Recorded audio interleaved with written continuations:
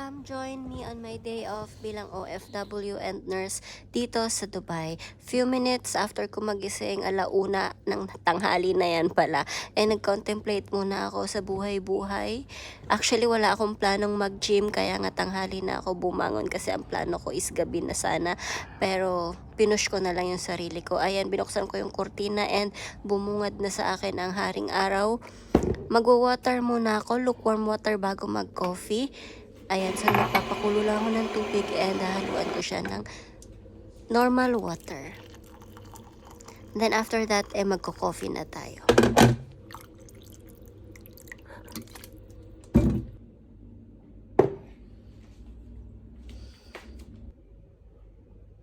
Ito yung mga panahon na gustong-gusto kong ini-enjoy kasi dito ako mumuni-muni at nag-iisip ng lahat ng pwedeng isipin na positive thought para mag-go through sa everyday life bilang adult. Napakahirap ng maging adult ng tumatanda. Ayan, ready na tayo for the day!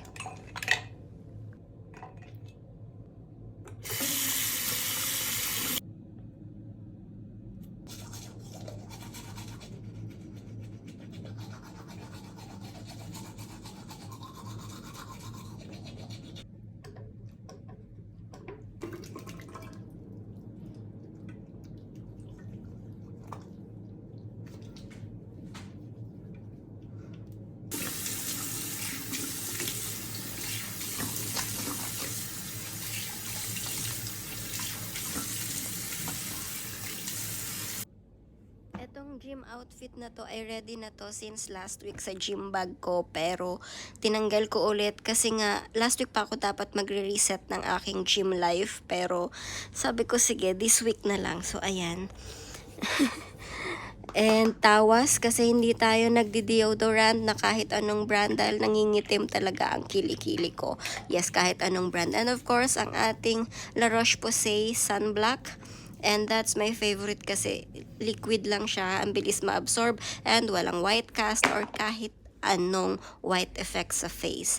And of course, mag-Jordan tayo for today's exercise and workout kasi leg day tayo ngayon, lower body, so kailangan ko ng flat yung sole. It's either yan yung Converse or yung Chuck Taylor na Converse.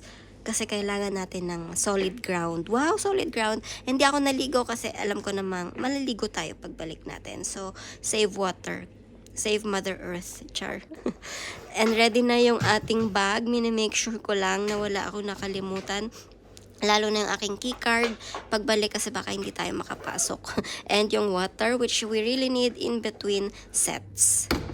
Ayan, paparinig ko sa inyo yung kapitbahay ko. Alam na alam ko kung ano yung ginagawa niya bilang OFW. Nagpe-prepare siya ng balikbayan box. Naririnig niyo ba yung packaging tape? Yes. And after 10 minutes nga ng paglalakad ay nakarating na rin tayo dito sa gym. Yes. Malapit lang to sa bahay. Ito nga palang gym na pinupuntahan ko ay same building lang kung saan ako nagtatrabaho. So, anytime gusto kong mag-gym after work, pwedeng-pwede naman talaga. Ayan, for the first exercise, naggawa ako ng leg press. 3 sets yan with 10 or 12 repetitions each set. Tapos, each set ay nag-i-increase ako ng weight. Yung first set ko ay around 80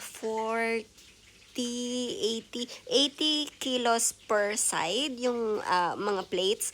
Pero each set ay nagdagdag ako ng 10 kilos each side hanggang sa matapos ko yung 3 sets. So, ayan. And kaya ko pa yan i-max out, hindi ko lang ginawa kasi nga wala akong trainer ngayon. So, ayan. Ayan yung last set ko, nagdagdag ako ng another kilos. And as I was saying yun, alam kong kaya ko pa yan dagdagan. May kaya pa ako dyan. Kaya lang hindi ko na tinest masyado yung sarili ko kasi nga wala yung trainer ko, walang mag-i-spot sa akin. So, safety first kesa magsisi tayo sa huli. Ayan. And I was glad kasi kahit paano nagawa ko pa rin siya. Pero before ng set ko talaga ay nagpipray talaga ako. Kasi feeling ko nanghina ako for a month na wala akong workout na matino. And ayan yung second exercise ay yung hack squat ko. Isa din to sa pinagdadasal kong exercise kasi Diyos ko, pati buong katawan talaga yung shoulder ko, lahat yung core, yung chan, lahat dyan gagana as in. Pero I'm glad I finished all my 3 sets din. Nagsimula ako sa first set ko na 15 kilos each side. By the way, yung machine itself is mabigat na talaga yan. So, siguro mga more than 20 kilos na yung machine itself. So, magdadagdag ka pa ng plates mo. So, yes. Tapos, each set ay mag-a-add ka din naman ng kilos para progressive overload. Para sa muscle natin yon. Ayan. And then, for the third exercise, ay ang isa sa mga favorites ko. Pero, ang hirap i-set up. Kasi wala silang hip thrust machine. Pero, ayan. Isa sa mga favorites ko to. Kasi feel ko, ramdam na ramdam ko talaga yung pump nito after.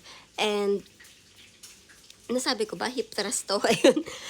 Nagsimula ako sa first set ko ng 15 kilos each side. Pero yung bakal or yung barbell itself is mabigat na yan. Parang 20 or 25 kilos na yata yung bakal itself, sabi nung coach ko. Tapos, as the second set progresses and the third set, nagdadagdag ako ng bigat ng plates. Again, 10 or 12 reps each set. Tapos nag-hold ako ng mga 10 seconds every last set para, alam mo yun, contracted talaga yung muscles natin. Wow, may pag ganun. Ayan, pagtapos ng set na yan ay parang nag-contemplate ako sa buhay ko kung tama ba itong ginawa kong pag-workout. Apakahirap naman kasi talaga niyan. Pero worthy yan. And then the next exercise, which is I think ang last kong exercise, ay ang split squat. It looks so easy but this is dreadful as in. Ito yung tipo ng exercise na ayaw mo ring gawin pero kailangan mong gawin kasi ramdam mo din yung pump nito. Tapos mukha talaga siyang simple.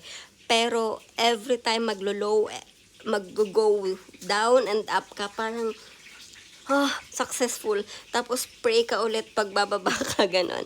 Ayan, left and right, leg, working leg. So, 12 reps each leg din yung ginagawa ko. Hindi na ako nagdagdag ng kettlebell na weights kasi mahirap talaga siya. Isa to sa mga pinaka nahihirapan ko. Ang simple-simple pero ang hirap. Hindi to kumukuha ng lahat ng energy mo pero nakafocus kasi siya sa muscle mo sa legs, ewan ko, and sa puwet. So, sobrang pinagdadasal ko siya. Ayan, uwi na tayo kasi parang 3:30 na yan or past 3. Tapos, nag-check lang tayo kung maayos ba tayo, mukha ba tayong ginahasa, kung palabas na tayo ng gym o okay pa naman tayo.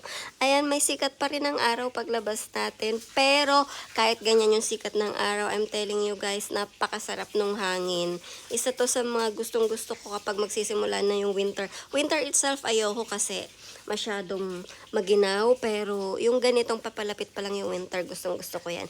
Nag-stop nga muna ako for the meantime dito sa bench kasi nag-stop naman yung stoplight. Red yung stoplight, pero flap kasi ilang seconds pa lang ako umupo, nag-green na ulit, so wala ding sense yung pag-upo ko. Gusto ko pa sanang i-enjoy yung breeze ng hangin. Wow!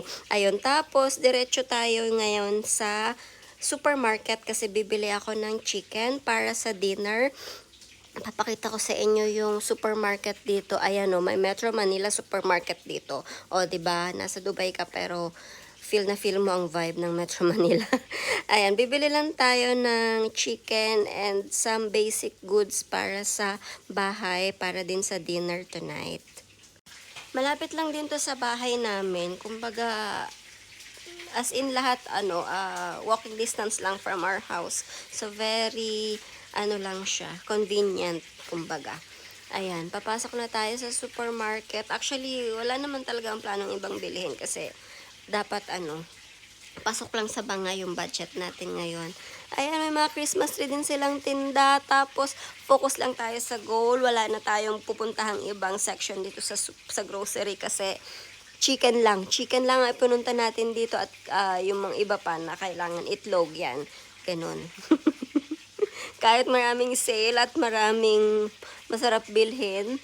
Ayan, meron silang options dito ng frozen chicken, defrosted chicken, and fresh chicken. Syempre, doon tayo sa fresh chicken na pinachop ko na rin kasi magpiprito lang naman ako for tonight kasi gustong-gusto ni Balbon yung aking fried chicken. Fried chicken lang, ewan ko kung inuuto ako ng asawa ko pero yun daw yung favorite niyang niluluto ko. Kasi yun lang naman yung alam ko lutuin. Ayan, chinachop na ni Kuya.